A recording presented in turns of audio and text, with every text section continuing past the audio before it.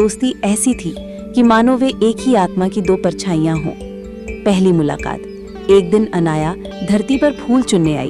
अचानक उसकी मुलाकात रूहाना से हुई। रूहाना ने नर्म मुस्कान के साथ कहा, अरे वाह, आप तो बड़ी प्यारी लग रही हैं। आप कहाँ से तशरीफ लाई हैं? अनाया खिलखिलाकर बोली, मैं परीलोक से आई हूँ, लेकिन तुम कौन हो? तुम्हारी आंखों में तो जैसे कोई जादू छुपा है। रूहाना शर्मा गई और बोली, मैं जमीन की रहने वाली परी हूँ। लोगों की मदद करना मेरा काम है।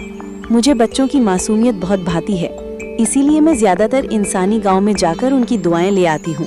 अनाया हैरान होकर बोली, सच? मैं भी तो बच्चों के संग खेलना चाहती हूँ, मगर परीलोक की रानी हमें नीचे आने नहीं देती। चलो आज से हम पक्की सहेलियां बन जाते हैं। रूहाना ने हाथ बढ़ाते हुए कहा, बिल्कुल, अब चाहे तुम आसमान की परी हो या मैं जमीन की, हमारी दोस्ती कभी जुदा न होगी। दोनों ने हाथ थाम लिए और आसमान गूंज उठा, मानो हवाओं ने भी उनकी कसम सुन ली हो। दोस्ती की कसौटी। समय बीतता गया। अनाया और रूहाना रोज मिलती। कभी अनाया रूहाना को परीलोक घुमाने ले जाती, जहाँ सोने की नदियाँ और चमकते महल थे। कभी रूहाना अनाया को धरती दिखाती, गांव के बच्चे, खेतों की हरियाली और इंसानों की मासूम मुस्कान। एक दिन गांव में सूखा पड़ गया। बच्चे भूख से रोने लगे। रूहाना उदास हो गई।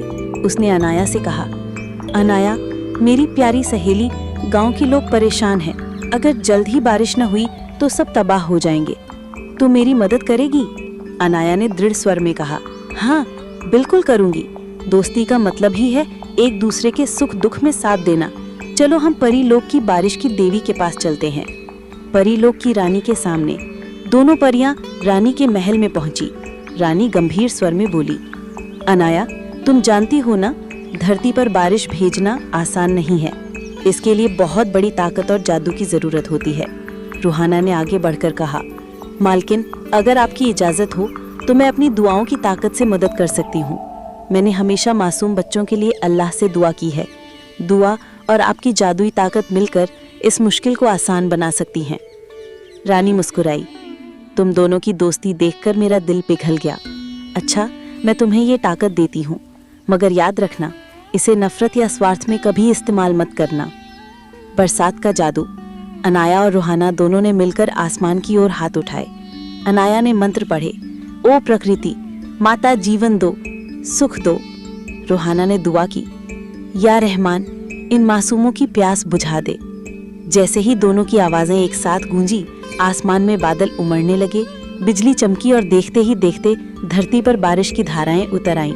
खेत लहलहा उठे, बच्चों की आंखों में खुशी झलकने लगी। गांव वाले एक